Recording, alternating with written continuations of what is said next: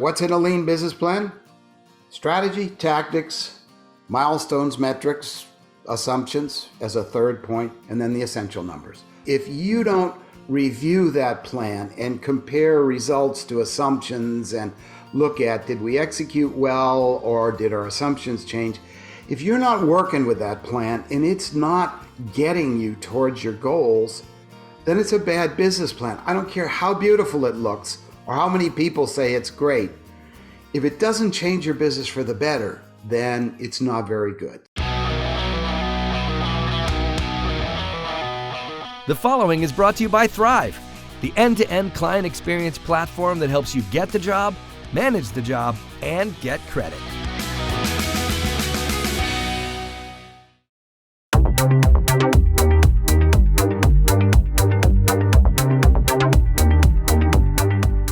Welcome to Winning on Main Street. This is Gordon Henry, and today we're speaking with business plan expert Tim Berry. Tim is the founder of Palo Alto Software, a well-known small business software company, and the author of software and books on business planning. His latest book is Lean Business Planning, and his latest software is called LivePlan. Welcome, Tim. Thank you, Gordon. It's great to be with you. Nice to have you here. So first, just tell us what you do, actually. Well, what I do now for several years is writing, speaking, blogging. I've had a few books published because I'm now, well, I don't like the word retired, but I am still founder and chairman of Palo Alto Software, but I have a great management team that's been running that very, very well for more than 10 years now. So I get to do the part of business that I like, which is the speaking, teaching, and writing. Great. So tell us about Palo Alto Software. How does the software help small businesses write business plans? The deal with that software goes back to my consulting period of 15 years where I was supporting a family with consulting. I didn't have a big firm. It was just me, but I had big clients. I had Apple, Hewlett-Packard, DEC, Lotus Development, IBM, doing business planning, mostly paid by large companies to help their dealers who are small businesses do business planning, but also doing business plans for like the Latin American division of Apple Computer for 8 years in a row and Apple Japan for 4 years in a row as a consultant. And Okay. during those years, I would have on occasion that horrible repeated event that makes you want to kick yourself. It would be 2 a.m. I'd have to deliver the next morning. And I had once again broken my financial spreadsheets, which was so easy to do. And I told myself, this should be productized. In the beginning, Palo Alto Software was about just the portion of the business plan process that lends itself to being productized, which is first and foremost the financials. So I was able to lock in the equivalent of an Excel spreadsheet, but it was done in software to help people with their financials with the right kind of drivers so that your balance would always balance. And when you change something in your sales, it changes all the way through your cash flow and your balance sheet. All of those small changes always flow through all of the statements. So that became my first product back in the late 80s, early 90s. And from there, software changed, interfaces changed. I was able to generate a standalone application that did the productizable part of a business plan called Business Plan Pro in the 90s. And that's now a web app called LivePlan, which doesn't do your thinking, doesn't do your writing. It does the mechanics for you, and it helps you do mathematically and financially correct financials, and it helps you manage your business. It even ties into your QuickBooks so you have plan versus actual automatically, because that's so important for management. So that's the story. Palo Alto Software was started in 87 when we lived in Palo Alto. We moved to Oregon in 92, but we kept the name. And Okay. it's now 80 employees focused entirely on business planning software. The main product is called LivePlan, and there's my my ad on my shirt for liveplan.com. Got it. So you've been doing this for decades. Have business plans changed over time? What business people are looking for in business plans? Has that changed? Yes, it definitely has. When I started in all this, after I got my MBA degree in 1981, I was based in the Silicon Valley. I was doing consulting and market research for a consulting firm first and then on my own. And in the old days, business plans were bigger and more elaborate, and they didn't change as often as they do now. Fast forward decades now, there's no use anymore for that big, pompous, full, formal business plan that makes everybody nervous, like the term paper third year in high school. Now, what the world needs and what really good business owners use is a lean business plan, which is just what you're going to use to manage your business. And you know it's going to change. So you tie into your bookkeeping, you get plan versus actual, and you review and revise it constantly. So that becomes steering your business and management. That's what we want now. Hmm. So why is it so important for a small business to develop a business plan? I mean, aren't these things that end up just sitting on a shelf in a binder somewhere gathering dust? Well, that's the myth. That's the worry. And that's why some people will immediately dismiss the idea of a business plan. Who wants to do that and what use is it? What I'm talking about is something you can use to run your business. It's about metrics and milestones and accountability. Let me give an example. It's a couple minutes worth of story, but it's a real world example. I'd been doing business plans for Apple's Latin America group for several years in a row when the general manager of that group called me for a meeting one day and said, "Tim, I want you to do the annual business plan again, but this time I want you to commit 30 or 40 hours a week to come into our offices and make sure that it gets executed. I'm tired of business plans that look great, but nothing happens. So I want you here." Well, when I was faced with that challenge, which I accepted because it meant a lot of consulting hours, and I had kids needed shoes, etc., I looked at how you build accountability and management into a business plan. And the way you do that is with numbers that you can track, objectives, peer pressure from the managers involved who negotiate how much budget they're going to get based on what benefit they're going to give back to the business. And then you meet every month and review plan versus actual. And the numbers themselves generate peer pressure and accountability for the managers. Mm-hmm. I took it so far in those Apple computer days at the beginning of all this to have the monthly management meeting always be the third Thursday of every month so the books could close. And all the managers knew ahead of time, so there weren't a lot of excuses for not being there, and it became a very important part of management. Mm-hmm. That's what this is all about in my mind. It's not just having some dumb business plan like finishing the term paper. It's running your business better. Yeah. What's in a good business plan beyond the financials? You've talked extensively about plan versus actual and planning out your financials. I'm sure that's very useful for many things, including probably raising money. But what else is in a business plan? You want to list assumptions. You want to list a few important major milestones, things that have to happen. I don't know if there's a better word than milestones, but the new location, hiring the new VP marketing, the new version, not everything. You're not going to have it like designing an airplane wing, but over the next few months, a few of the major milestones, because people work towards that, because it helps people to understand, oh yeah, 1st of November, that's the launch.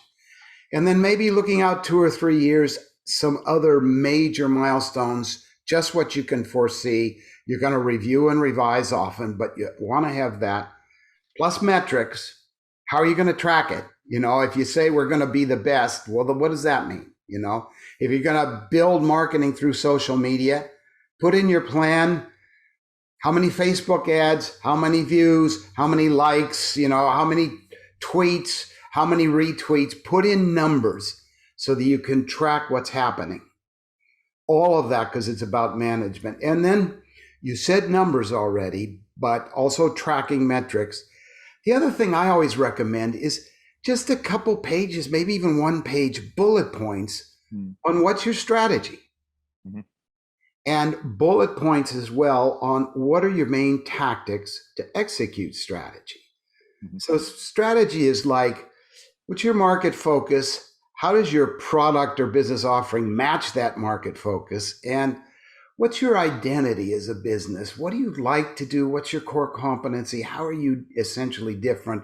Those three things get mixed up into what's a strategy. And it's not a big master's thesis. It's a few bullet points. Right. You need it because I've been a business owner for 30 some years now. We business owners, we want to do everything. Every single suggestion that comes through an email, we want to do that. And every complaint, we want to solve that. Well, what I've learned in small business is there's a principle of displacement. Everything you do rules out other things that you can't do. Mm-hmm. So you need to remind yourself about your strategy, because sometimes you have to say no, and sometimes you have to focus. So that's just strategy, just a couple pages at most of bullet points. And tactics, so you can check, do the tactics match the strategy? Mm-hmm.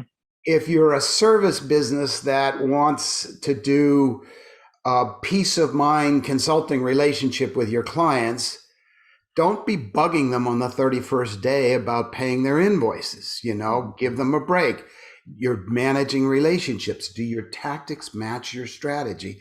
If you're a computer store that you want small business owners who don't go to Costco to buy, they buy with you, well, then tactics ought to be bundle the installation in. Don't compete on price with Costco. Bundle installation, do a lot of customer satisfaction calls and so on. Strategy matches tactics. And that's it. We said, what's in a lean business plan? Strategy, tactics, milestones, metrics, assumptions as a third point, and then the essential numbers. That's a lean business plan. Right. So I'm wondering, when people do the business plan, maybe using your software or reading your book, how do they know they have a good business plan? Is that something the software tells them? Do you offer consulting on that? Is there a resource where somebody who's done the business plan can validate that the business plan is actually a good business plan? There are people who do business plan reviews, including my company does business plan reviews, but let's focus more on what the business owner and the reality. The measure of the business plan is going to be the management and the decisions it causes. If you don't review that plan and compare results to assumptions and look at, did we execute well or did our assumptions change? If you're not working with that plan and it's not getting you towards your goals, then it's a bad business plan. I don't care how beautiful it looks or how many people say it's great. If it doesn't change your business for the better, then it's not very good. So it's like exercise. It's the doing that makes it valuable, not the planning or the thinking about it. Right. The journey. Right. So should every small business do a business plan? If I'm opening up a small, like you said, service-based business, maybe I repair things at people's houses or install or remodel, do I need a business plan? Need, strictly speaking, are you going to be doomed to failure if you don't have one? No, let's be honest. If you're a great salesperson, if you have a great product, you can get by without a business plan. But for the rest of us who want to do the best we can and manage well, we all benefit from a lean business plan. It's not the term paper. It only takes you a little bit to mark down your strategy and your tactics and your milestones and your metrics. And everybody needs to have financial forecasts to survive. So there's no damn reason not to do it. It's not that hard. And if you do it, well, most business owners want to do the best they can on their business. I certainly always did. So I could never find a reason not to do a business plan. Yeah, great. Just to give folks listening some sense, they've probably bought other types of software for their small businesses. Is this software expensive? How much does this cost? Kind of in the ballpark numbers. Thanks for that. I love that question. It's a web app. So we suffered years of not being able to handle the Mac users, and I'm a Mac user. Mm-hmm. So it's a web app now, which means anybody can use it. And the key is it's priced by month at $19.95 a month, or less, because about 40% of our users buy it by the year, and then it comes out to, I don't know, $10 or $12 a month. Okay. So it's basically accessible to every business owner. It's not a big investment. Okay, $20 a month kind of number, right? And those can be turned on or turned off. I mean, if I subscribe, is there a contract period, or I can go month to month? No, you can cancel at any time. I've been a business owner for so many years. You hate that, don't you? That it's only this, but you have to commit to a year. Right. No. If you don't like it, you can cancel at any time, and the most you're investing is 1 month, so $20. Okay. This has been Tim Berry. We're going to go to a quick commercial break, and we'll be right back with more on lean business planning. This episode of Winning on Main Street is brought to you by Thryv, the end-to-end client experience platform that includes everything small business owners need to meet their customers' expectations. Thryv's award-winning and fully mobile interface delivers technology previously reserved for big business to the fingertips of small business owners nationwide. Thryv's built specifically for small business, but there's nothing small about what it can do. Thryv handles your entire customer experience, helping business owners reach more customers, stay organized, get paid faster, and generate online reviews, all from a single device or screen. To learn more about Thryv, visit winningonmainstreet.com and click on Get a Demo. When it comes to software to run your business, there's no comparison. Check out Thryv today. We're back with Tim Berry. We're talking about business planning for small businesses. I have a question about, how these things work. Is there any proof that small businesses with business plans succeed more often than ones without business plans? Yes, there's a number of surveys that we have on the bplans.com website, which is a free website sponsored by Palo Alto Software, bplans.com,